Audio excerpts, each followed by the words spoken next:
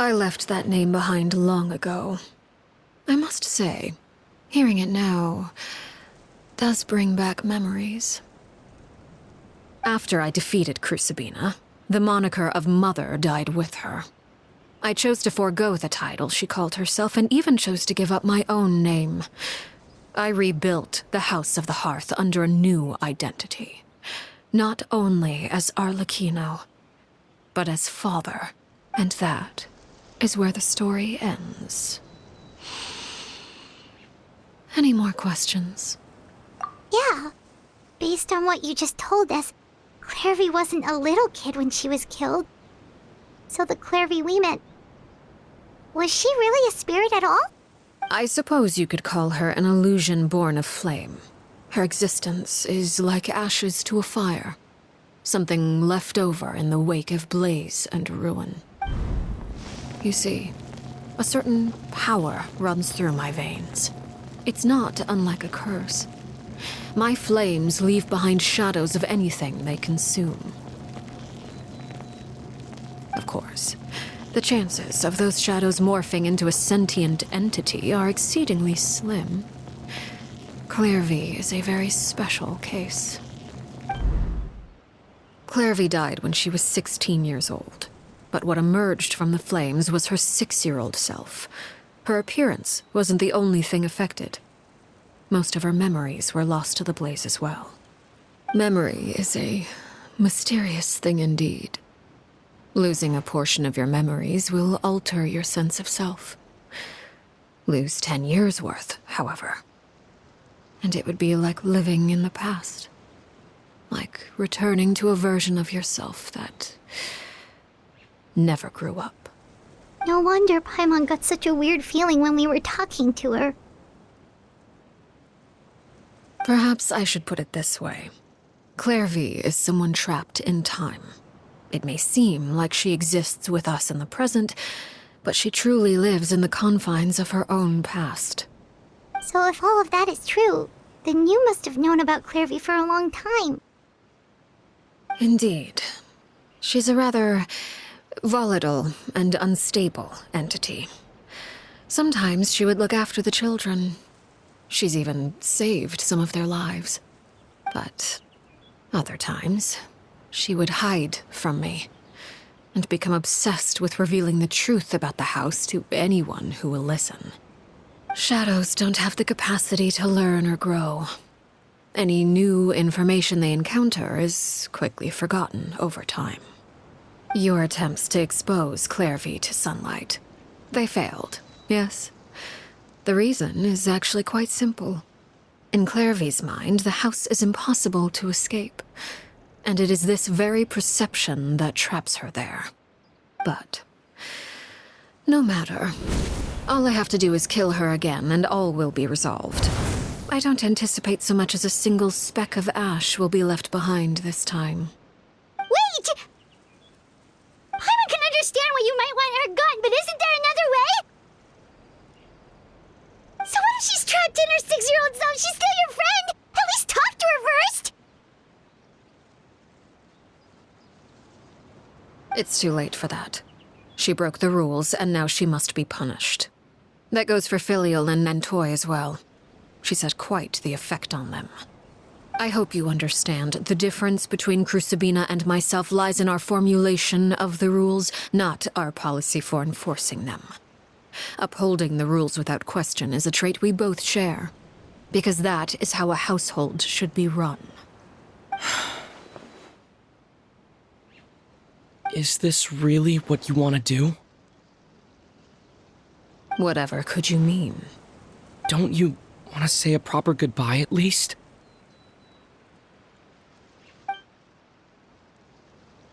Whether as a killer or as a father, there are two things that must be avoided at all costs: anger and sorrow. Anger makes you impulsive. Sorrow causes you to waver. Well, it appears it's about time to proceed. Before we arrived, I told some of my well-behaved children to bring our troublemakers here by nightfall. I do believe I've kept my end of the deal. I gave your friends quite a bit more time. As for what happens now, We'll just have to wait and see.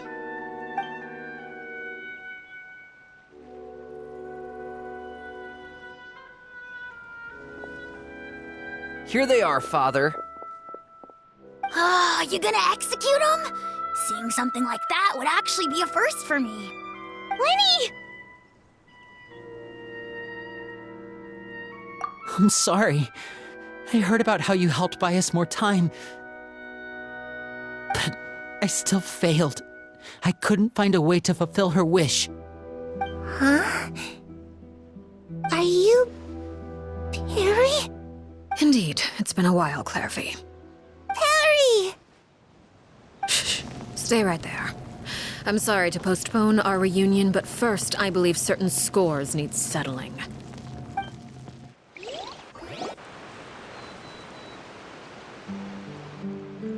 Father, let me explain. Out of my way. Father! You chose to conceal a threat to the house. And for that, you must be punished. Overall, however, I suppose your wrongdoing is hardly the most egregious of the bunch, so I'll deal with your punishments later. As for right now, the more pressing concerns are the traitors among us. By traitors? Do you mean us? Father, let me explain. We didn't mean to... Fultz, why don't you share what you heard? Yes, Father. Secret Midnight Meeting number 3. Participants, Filial, Nantoi, Sato, Toddy. Nantoi clearly said, if only Father wasn't the one who took us in. Sato added, I'm sick of this life. I just want to live as a normal person. Filial was the worst of them all. She called us crazies and said a bunch of mean things about Father. I did not! You're lying! Fultz is trying to frame us. It's not like I'm the only one who heard those things. After that, you and Toddy and a bunch of other people started talking about Clairvy. You were using all those things Clairvy brought up as an excuse to question Father. We're birds locked in a cage. The only way out is to destroy it. That's what you said, wasn't it? You little. You just want me gone, don't you? What did I ever do to you, huh? And you, Sheplo, have you forgotten who stood by your sickbed, watched over you, and changed your dressings? Come on, let's hear it then. What's your reason for all this?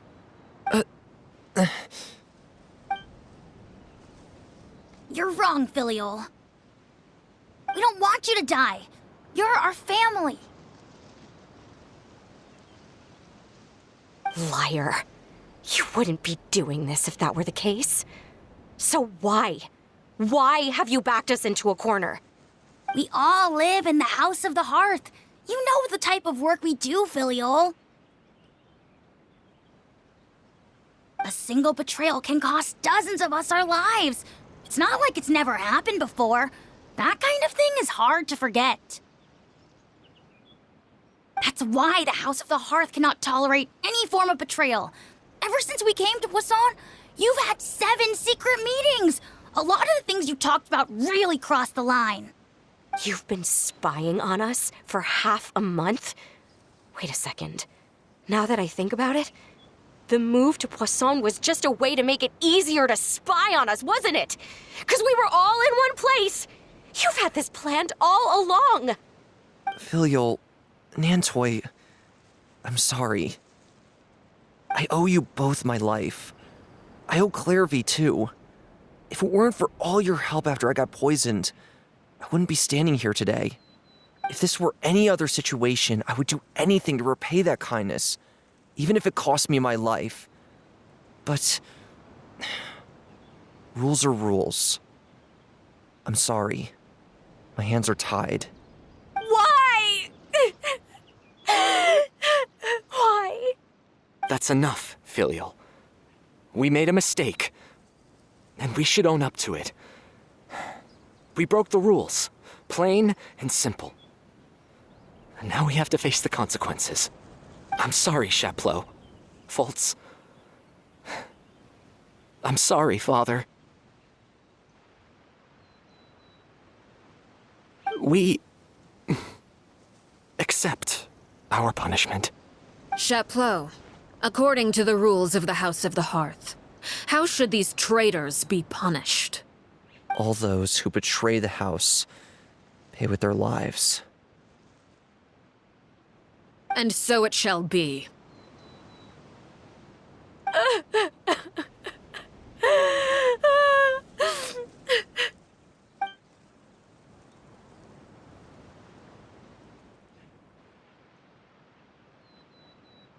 Father, please wait! Something you want to say, Linny? Please reconsider, Father. What Filial and the others did, does it really count as betrayal? We all come from broken families. From the very first day we joined the House of the Hearth, we wanted nothing more than to make it a real home. But the truth is, none of us know what a real home should look like. I'm not saying I have all the answers. All I know is this. Killing Filial and the others may uphold the rules, but doing so will only bring us further away from being a real family than we've ever been. So please, Father, please reconsider. I agree with Linny. Father, please. Linny, you...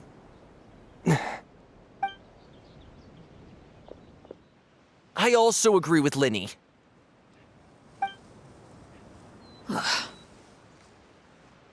An order once given cannot be rescinded. However, given the extent of your determination, I suppose we shall have to go about this a different way. Draw your weapons and face me. Our weapons? Father, are you referring to a duel? Precisely. The rules of the house will not be altered. Traitors must be punished. However, resolving disputes with a duel is also one of our rules, one that also applies to me. Demonstrate a sufficient showing of strength, and I shall offer a concession. Wait. Beat Father in a duel? Impossible. Father is way too strong, even for Linny.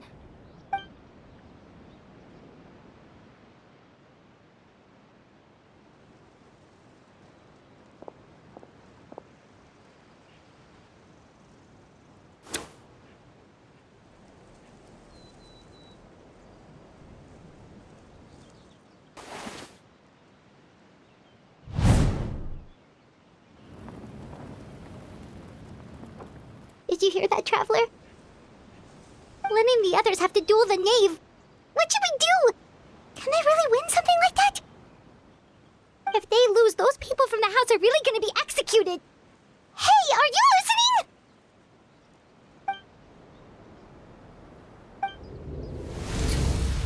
Don't you want to say a proper goodbye at least? Anger makes you impulsive. Sorrow causes you to waver.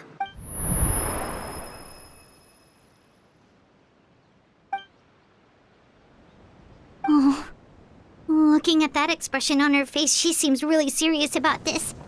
Guess that means there's no chance she's throwing the duel on purpose, huh?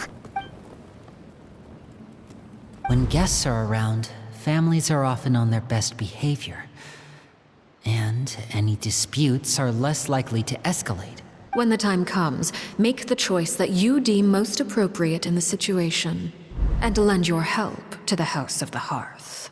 What's wrong, Traveler? Hey, where are you going? Traveler? You're asking to join the duel against the knave? I'll allow it.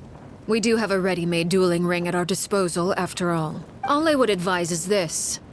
Keep a firm grasp on your weapon, and give it your all. Any less, and you may just lose your life.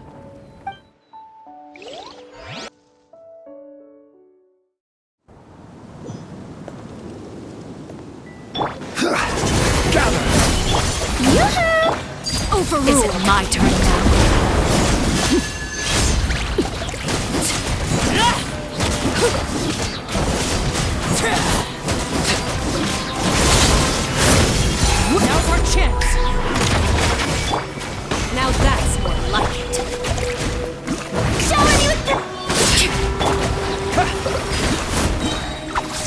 Wipe out! Spare your energy. Running is of little use. I will have order. Stabilize. Father's even stronger than I expected.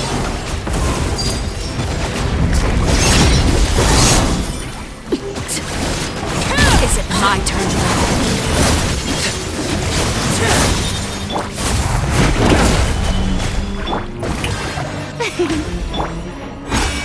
Try to pace yourself.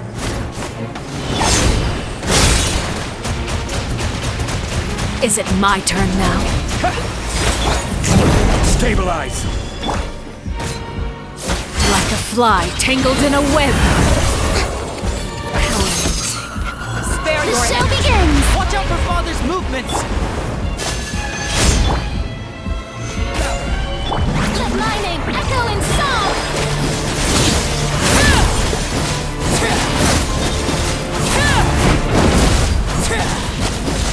Is it my turn now? Over here! Transfixed. Not bad. You've proven to be a worthy.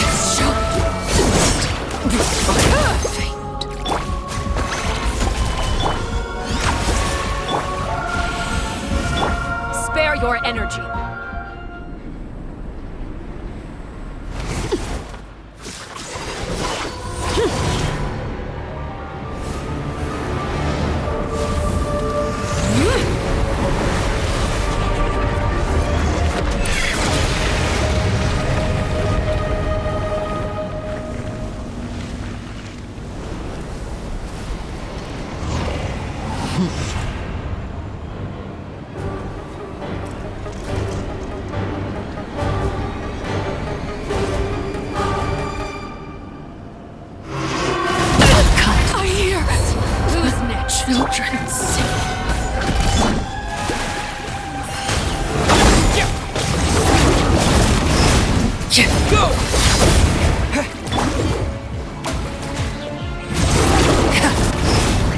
Solidify!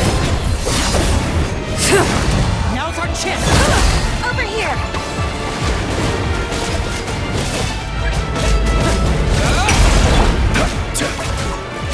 Gather! Your punishment made manifest.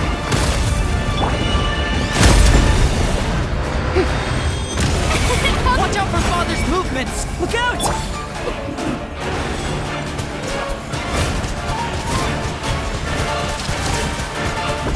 Water jet! The sun and moon have set. Only ruin remains. All hope has been extinguished. Now's our chance. Over here!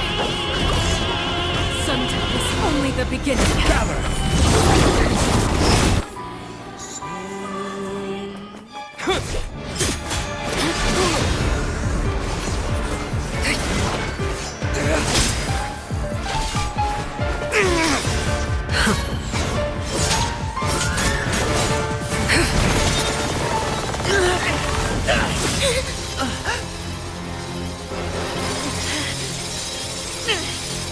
You should know better than to crowd in one place.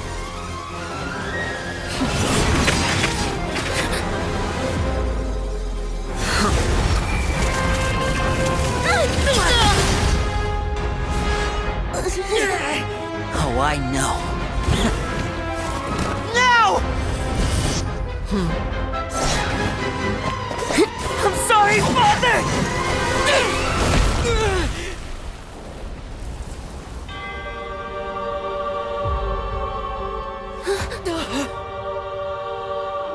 Sorry for what? This pitiful excuse for an attack.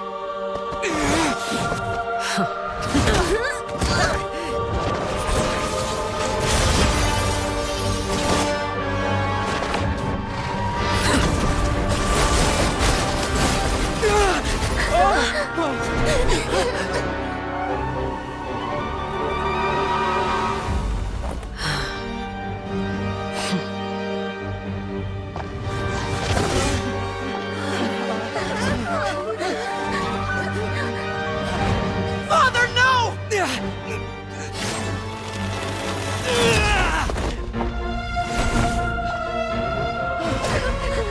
Made it out, did you? You're stronger than I expected.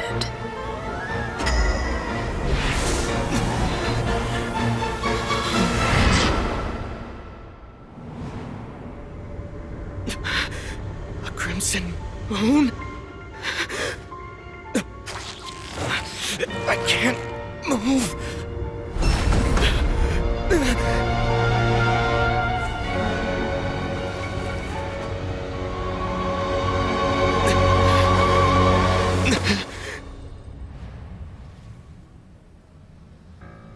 Still, not strong enough to beat me.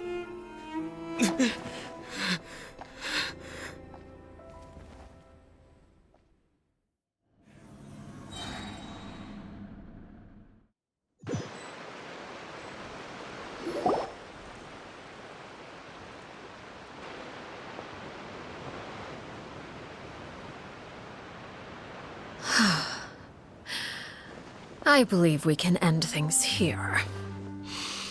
It's not often that we get to enjoy the company of guests, after all. We wouldn't want things to get too out of hand. Brother, are you all right? Lenny. Given that I am the victor of this duel, as agreed, the punishment stands. No! I never thought things would end like this. However, everyone involved in the duel demonstrated a remarkable level of strength and determination. In light of this, I'm prepared to change the method of execution.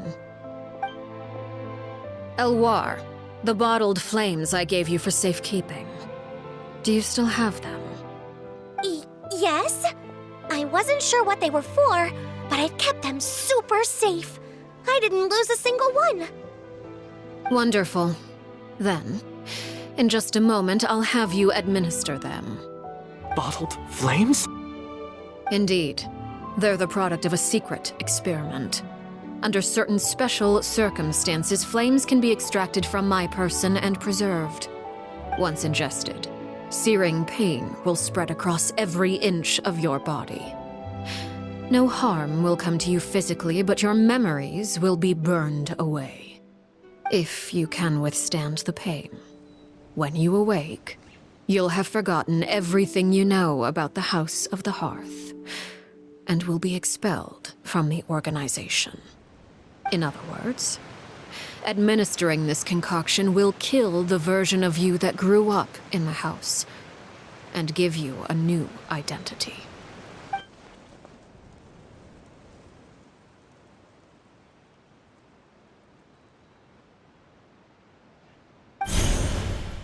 Memory is a mysterious thing indeed. Losing a portion of your memories will alter your sense of self.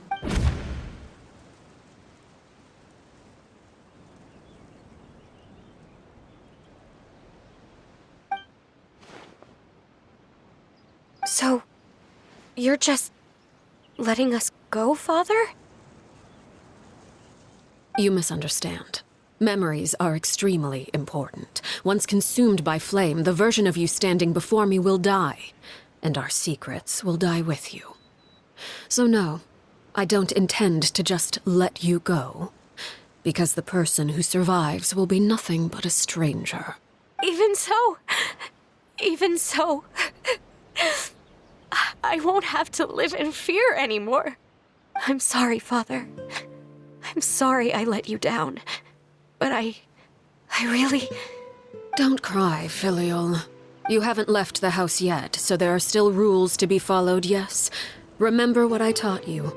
Anger makes you impulsive, sorrow causes you to waver. Don't let yourself be controlled by your emotions. Of course.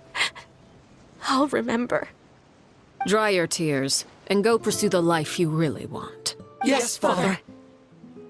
Chaplot, Foltz, Elwar, take them back to Poisson. And bring Lenny and the others as well. I prepared 3 extra vials of bottled flames. As for whether to take them, the choice is yours. Goodbye, children. The next time we meet, I will no longer be your father. Thank you for all you've done for the house. I hope you have bright futures ahead of you.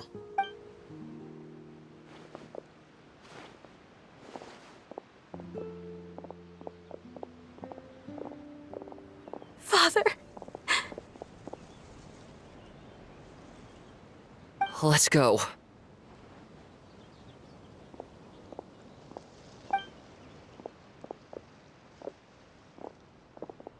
Here, grab my arm, Linny. I'll help you walk back. Thank you.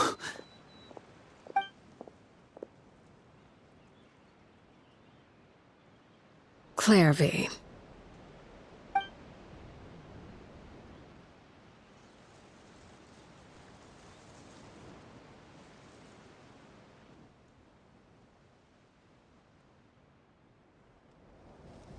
Can we talk now? I've been waiting for a super long time. You really are Perry, aren't you? I haven't seen you in so long. How come you're all grown up? Wait, did I somehow travel to the future on accident? Or am I dreaming? What a long dream. Neither. You died, Clairvy. That's what happened. You could have at least sugarcoated it a little. Look, she's done speechless. Oh. Okay then. Huh? That's it? You accepted it just like that? Yep. If that's what Perry says happened, then I believe her. Perry wouldn't lie to me. Plus, I don't really need to know why I'm like this. I'm more curious about what happens in the future. If you're a harbinger now, Perry, that means Mother is gone, isn't she? Can you tell me about it? I want to know what happened to her. And to me. You never stopped trying to defy fate. At first, no one believed you. You could only vent your frustrations to the moon. In fact, you often sought comfort in the night sky. You wanted to see the aurora, so one night we promised each other we would go to Snezhnaya to see it together. Later on, you tried to run away, but you were brought back each time. Mother spared your life, but it wasn't out of kindness. Instead, she decided to make an example of you by slowly torturing you over time. That way, the other children would know what happens to traitors. Still, you never gave up. Mother hoped that through ruthless duel after ruthless duel, she would be able to crown an ultimate victor among the children she raised. But you called on everyone to unite, to fight to a draw in order to reduce casualties. Your efforts may have only delayed the inevitable, but still. You gave them hope. You tried everything you could think of, but every attempt ended in failure. Still, you never turned your sword on Crucibina, and you never turned it on me. On that gloomy day, you told me, for the last 16 years of my life, I've done everything I can to fight for freedom. But now, I realize that the only freedom I truly possess is the freedom to choose to die. I never imagined I would say something like that. I must have been feeling really worn down, but somehow, I still think I understand. According to Mother's plan, only one of us was going to make it until the end. And I always hoped that person would be you. If I could do it all over again, I still don't think I would make a different choice. Even when I first met you, I knew you'd be able to do what I couldn't. Is that so? Even now, I'm not sure I truly understand what kind of freedom you were trying to pursue. But as the head of the House of the Hearth and as the children's father, I've tried to give them the most basic of freedoms. The freedom to choose their own fate. It's something I discussed with the Eudex of Fontaine. The children who want to leave the house will have their memories wiped clean of all secrets pertaining to the organization. In return, they will be allowed to live a normal life in Fontaine without being prosecuted for their past. Of course, I won't simply hand freedom to them on a silver platter. They have to fight for it and prove themselves worthy of it. Only freedom that is earned has true value. That's more than enough. That's exactly the kind of life I was fighting for. You know, Perry, I think you're a pretty amazing king, and a really great father, too. I'm really happy that you're the one who took over the house. I guess I do have one regret, though. I still haven't seen the outside world. Well, it just so happens that our dear guests over here have been to many nations and traveled to countless places. Perhaps they would be willing to tell you what the outside world is like. Really? Of course! We've traveled all over the place. We've got so many stories, we could probably talk your ears off for 3 days straight.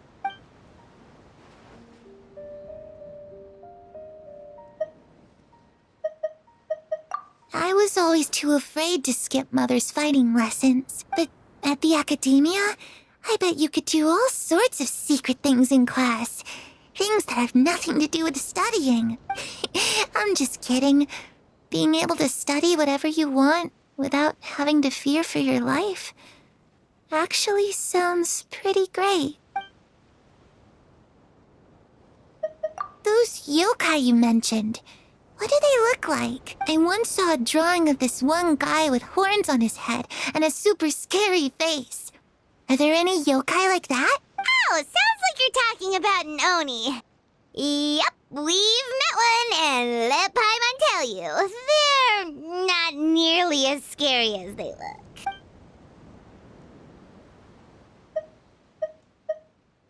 Ah, that's where Mora comes from. I never knew that before. If I had some Mora, I would buy 3 new dresses. One for me, one for Perry, and one for Mother. It's just too bad Perry doesn't like wearing dresses. And Mother, well, she probably wouldn't accept something like that either. I guess I'd just have to keep them all for me then.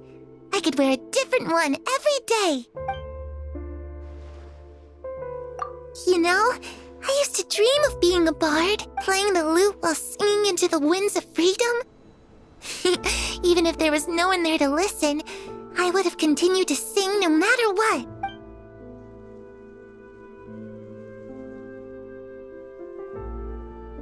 The situation was super dangerous. Lenny and Lynette were accused of committing a crime, and they were going to have to stand trial at the Opera Epicles. Oh no, that must have been hard for all of you. What happened next? Don't worry, we were able to turn the situation around super quickly, all thanks to Detective Paimon, of course. How'd you do that? Come on, tell me. Okay, so it was like this. After the failed magic show, we rushed to the scene and...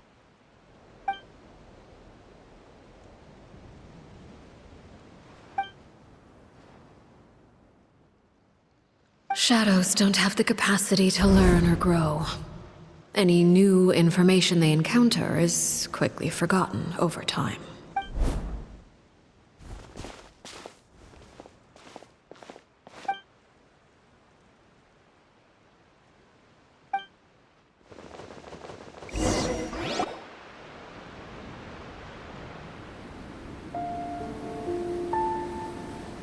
Clairvy, you've worked tirelessly from the shadows to overthrow the House of the Hearth.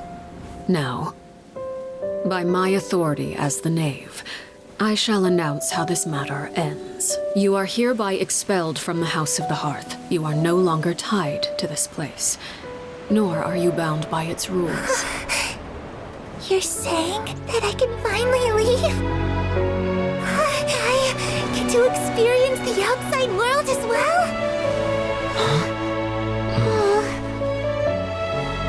Oh, I almost forgot. There's no getting older for me. Still, seeing who you grew up to be makes me really happy, Paraware. Take care of yourself. Goodbye.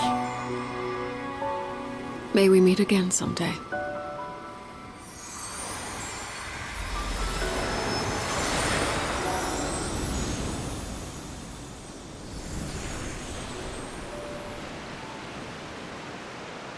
Clairvy.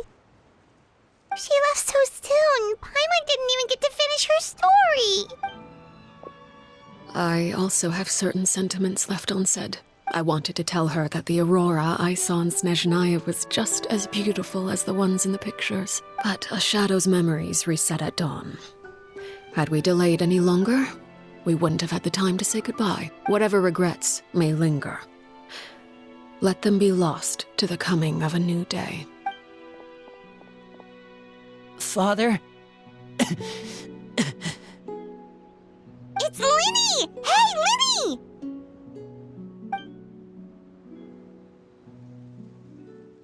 What is he doing back here? Let's go check it out.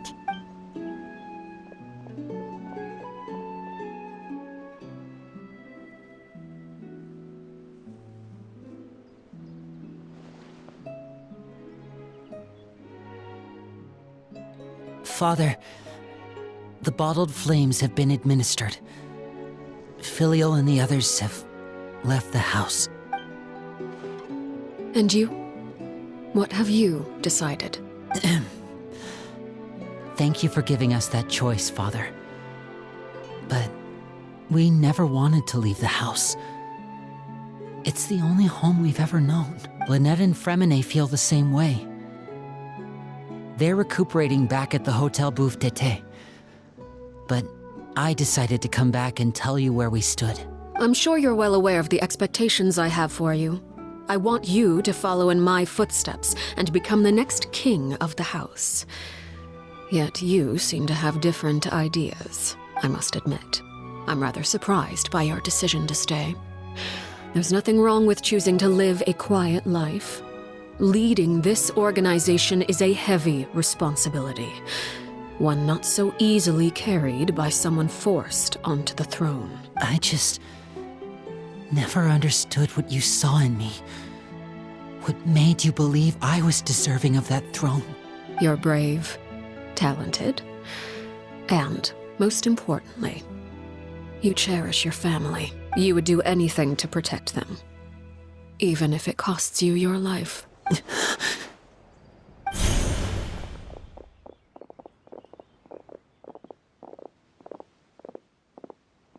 Speaking up back there was so brave of you, Linny.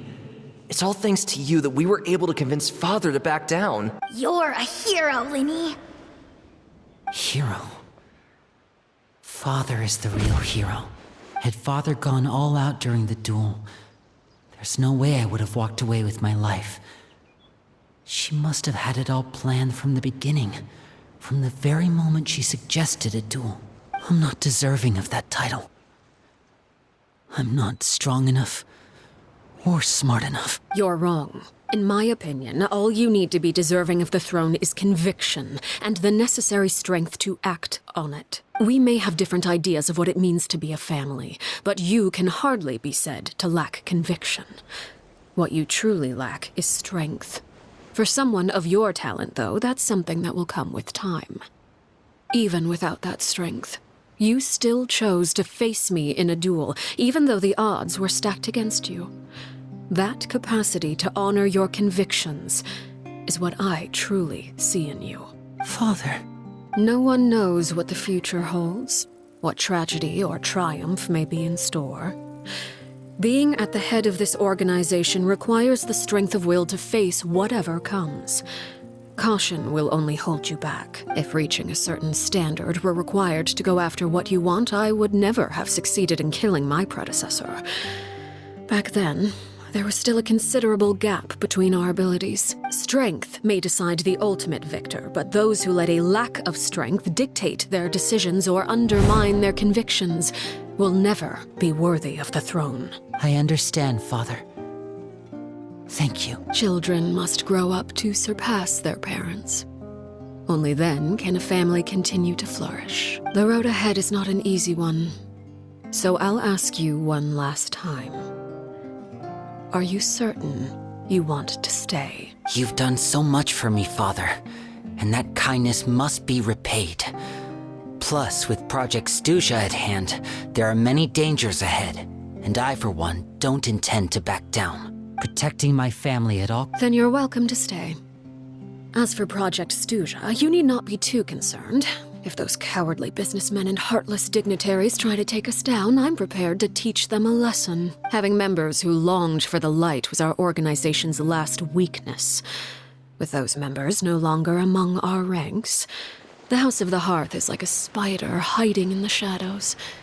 We need only wait for our prey to come to us. At present, our imperative is to use their plan to our advantage. In doing so, a crimson moon shall rise amid the frigid blizzards of winter. No demonstration of loyalty shall go unrewarded, and no sacrifice shall be in vain. As for the two of you, whether we meet again as friend or foe, I'll remember the camaraderie we shared in this moment, no matter how arduous the journey ahead. I hope we both reach our desired destination.